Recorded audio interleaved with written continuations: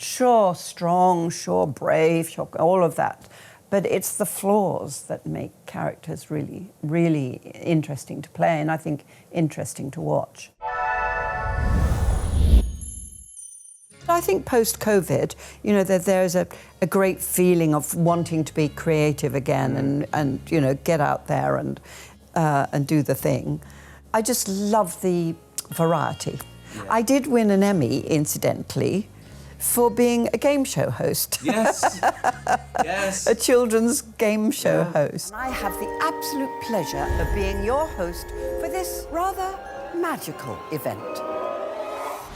You think you know everything about the wizarding world? Then, boy, do I have a challenge for you. Oh, goodness, it's such an incredible experience, the whole thing. And as you say, it's a whole season of one award, you know, ceremony after another.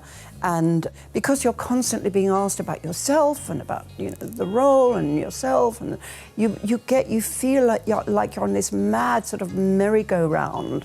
It becomes very wearing, I have to say, after a while. And then, of course, it culminates in that beautiful, extraordinary, you know, ceremony of the Oscars. It is so extreme, it's so iconic, it's so legendary.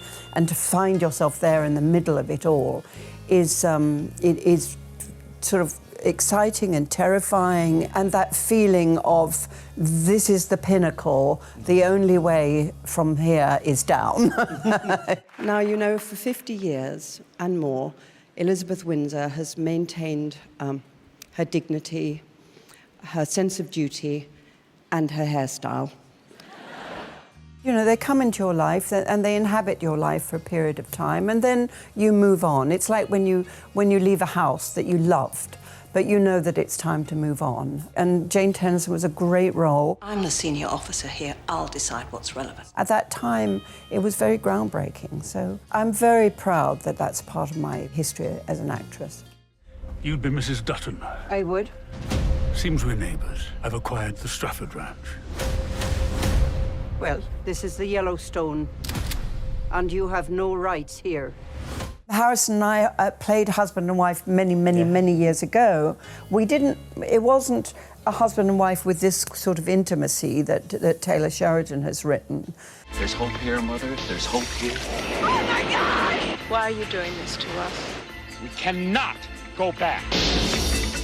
The Mosquito Coast. I'm walking on the set, and there's Harrison Ford, you know, and I have to treat him like my husband, you know, with all of the sort of familiarity and, you know, and the annoyance and all of those natural things that, you know, you have with your wife or your husband.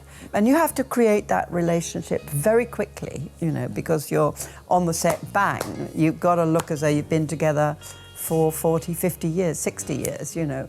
But there I had the great advantage of working with Harrison, who just has this very natural sort of presence on the screen and gravitas, and just as there's this great sense of reality of Harrison on the screen, I think. You can't start a range war. Range war's already started. How much land do you want? I want the whole valley. Either we take this fight to them, or it's coming to us. Men kill quick with a bullet or a noose, but their fight is with me, and I kill much slower. The thing about Taylor's work is that it arrives in its perfect form, and you don't want to change a word, you don't want to cut anything, you don't want to add anything. All I knew was that where it was going to be placed and the rough idea of what the story was, but no script. So I sort of jumped in at the deep end, you know, not knowing really what I was jumping into. And when I got the first script and I opened it and there was that scene, I thought, oh my God. It's due to our incredible director, Ben Richardson, who absolutely choreographed the whole thing. And of course, you've got many horses. So we were up in a beautiful location that was perfect for the scene. So, but there was a lot of running involved. Just the nature of who they are and where they are, you know, that it forces a kind of independence and a strength of character and a physical strength. They couldn't have existed in that environment without it. I was the one who added the Irish to it. I asked Taylor if it would be all right if I played her Irish. She said absolutely, that would be fine. Because I've always felt watching Westerns, everybody speaking in American accents, they were from all over the world.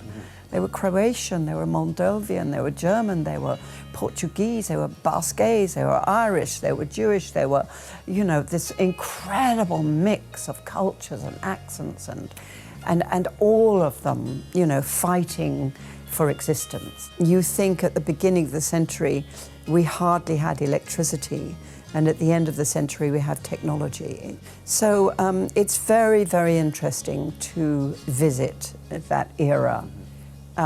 As a woman, women didn't have the vote. But at the same time, those pioneer women who were creating what we now know as America, that achieved things that's just beyond my comprehension, really, sometimes. And that's what's interesting about the story and the characters, is sure how they look in the sense of how they look authentic, that's obviously very, very important. I mean, when I was doing my costume fittings, and I had, quite a few costume fittings, and one lovely dress, lovely within the context of what they were. But then I suddenly thought, no, she should have one, maybe two dresses. But, not a wardrobe full of, changes. Tell the world what happens when they cross me. Greed will be the thing that kills us all. Is she on the rainwater? Come with me. You're no god, Jacob Dutton! You attack my family. It's gonna be the last thing you ever do. It was the last day, and I stood there to sort of say goodbye to the landscape. And I thought, gosh, I can't wait to be back here.